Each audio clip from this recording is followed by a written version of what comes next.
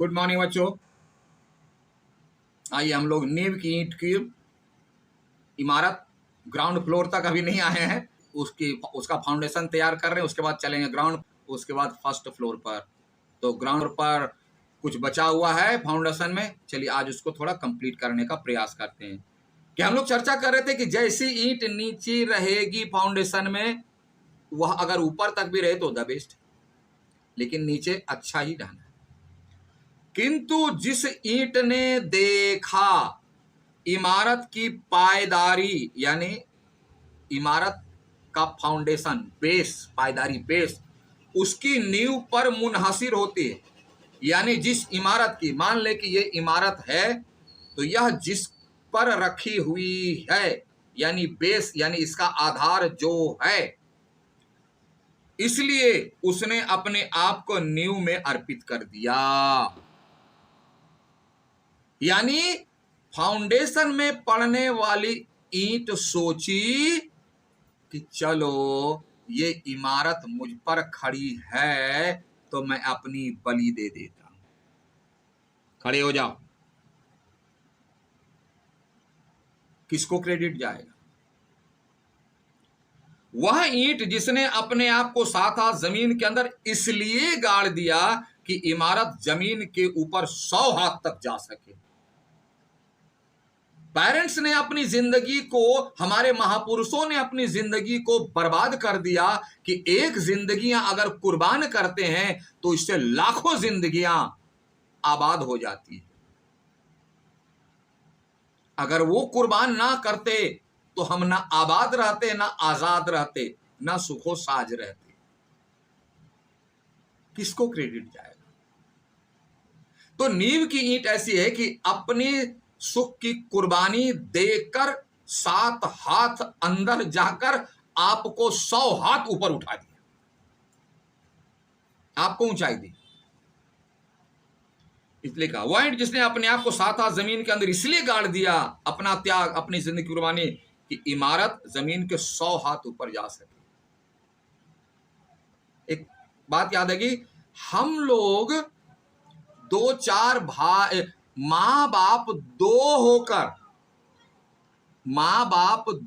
होकर, या कभी कभी ऐसा दुर्भाग्य आता है एक होकर, एक से अधिक 2-4 भाई बहनों यानी संतानों का पालन पोषण बहुत अच्छे तरीके से कर लेते हैं।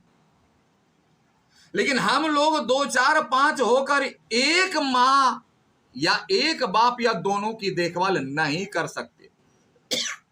उनको शिफ्ट करते हैं। 2 महीना भैया के घर में, 2 महीना मेरे घर में, मतलब पापा मम्मी रोटेट होते रहते हैं। क्या ऐसा उन्होंने किया कि बेटा 1 महीना मेरे घर में खाना, 1 महीना पड़ोसी के घर में खाना, 1 महीना उसके बगल वाले में? नहीं किया। ईंट की नींव ने अपनी जिंदगी को 7 फीट नीचे अंधेरे में इसलिए डाल दिया कि हमारे ऊपर जो ईंट खड़ी होगी कंगूरे तक, वो 100 फीट ऊपर जाए, सारी दुनिया में नाम रोशन करे, सारी दुनिया की निगाहें उस पर पड़े, इसलिए किया। वह ईंट जिसने अपने लिए अंधकूप यानी मिट्टी के अंदर इसलिए कबूल किया कि ऊपर के उसके साथियों को स्वच्छ हवा मिलती रहे, वह तो अंधकूप में मिट्टी के अंदर पड़ी हुई। यानी हम कहना चाहें तो कह सकते हैं जो फाउंडेशन की जो ईंट होती है उसकी आत्मकथा है। अपनी बात वो कह रही है हमें, उसकी आत्मकथा है। सुनहली रोशनी मिलती रहे, आकाश में टॉप पर है, आहा खूब सुंदर हवा है, एकदम रोशनी है। अब बेचारा जो नींव के अंदर मिट्टी के अंदर पड़ी हुई ईंट, उसको बेचारी, उसको क्या मिल रहा है? कुछ भी तो नहीं मिल रहा है। वह इसलिए अंदर है कि आपको मिले, कंगूरे को मिले, ऊपरी ईंट को मिले, इमारत को मिले। अपना त्याग हमारे लिए किया, कंगूरे की ईंट के लिए किया। वह ईंट जिसने अपना अस्तित्व इसलिए विलीन कर दिया, मतलब दैंड कर दिया, कि संसार एक सुंदर सृष्टि दिखे। यानी अगर सब ईंट बोले कि भैया मैं फाउंडेशन में नहीं जाऊंगी, स्ट्राइक, तो भाई मेरे इमारत कैसे बनेगी? दुनिया में इतनी सुंदर सुंदर खूबसूरत इमारत कैसे बनेगी? किसी को त्याग करना पड़ेगा।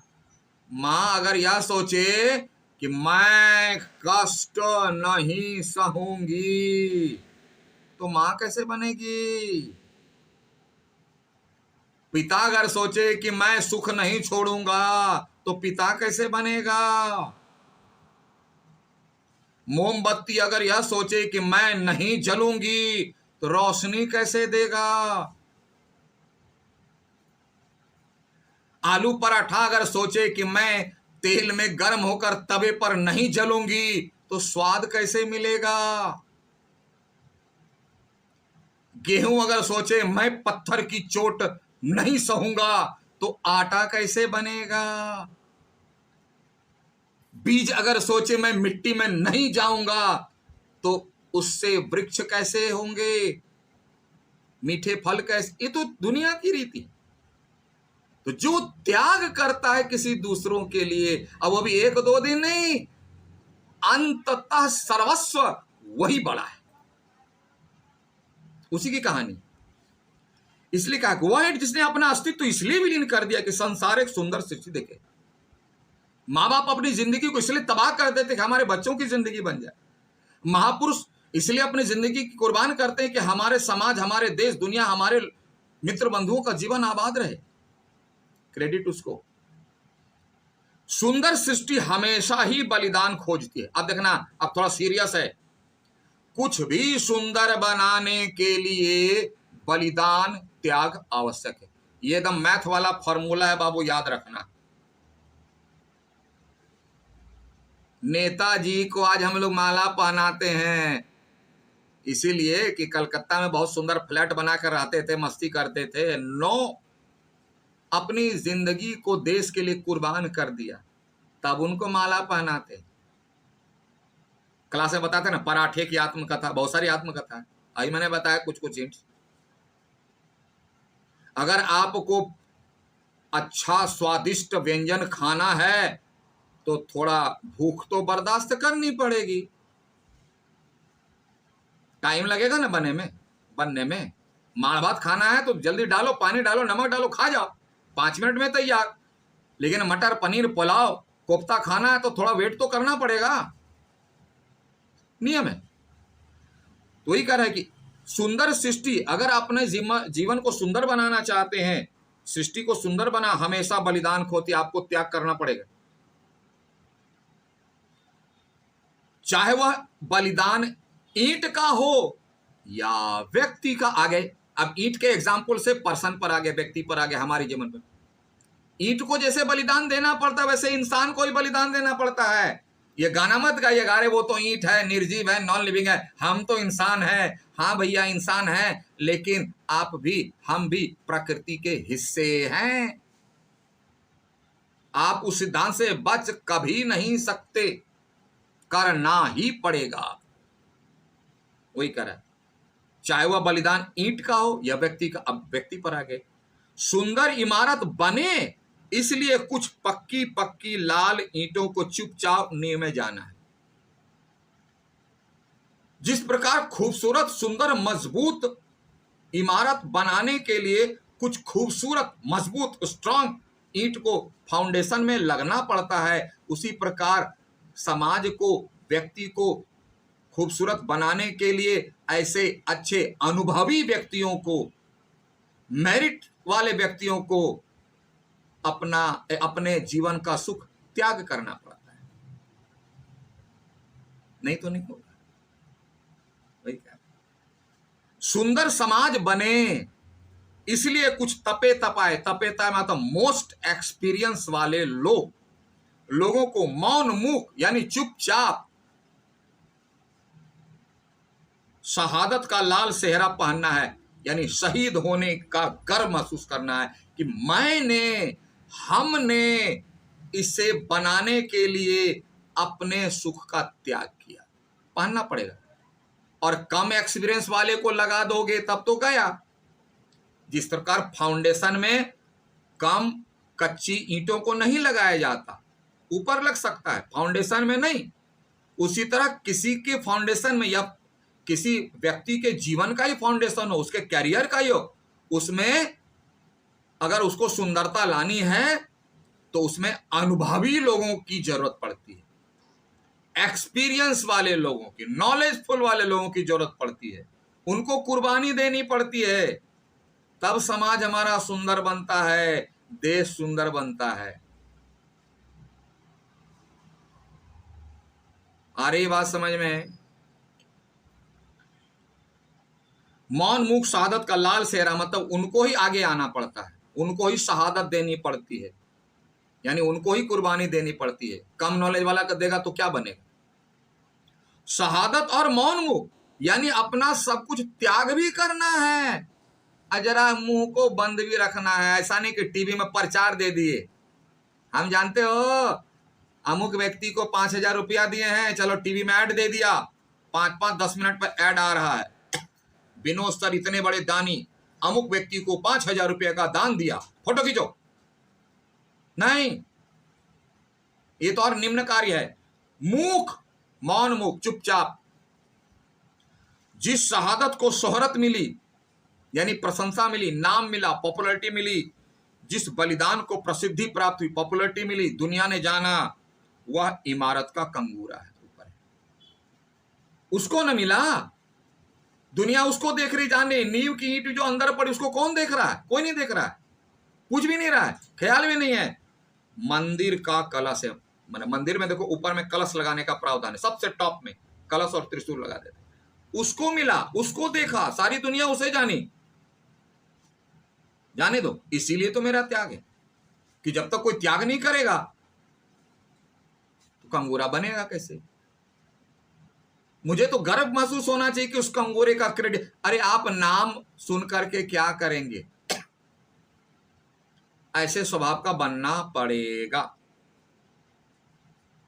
हाँ, शहादत और मौन मुख, माने हम पैसा भी दें, दान भी दें और चुप भी रहें, जरा माइक से प्रचार नहीं कराएं, टीवी पर ऐड नहीं दें, पोस्टर ना लगाएं। ये कैसी बात करते हैं आप? किसी की मदद भी करें और प्रचार भी ना करें? हाँ, नहीं करें। क्यों? यही समाज की आधारशिला होती है, यही द बेस्ट पॉलिसी होती है। अगर कोई ऐसा करता है उसका फाउंडेशन कमजोर होता है, वह गिरने वाली इमारत है। इमारत उसकी मजबूत खड़ी होती है जो नेकी कर दरिया में डाल, भूल जाए। वह सर्वश्रेष्ठ शहादत है जो नाम का भूखा नहीं, अपने काम से दूसरे को नाम देने का भूखा होता है।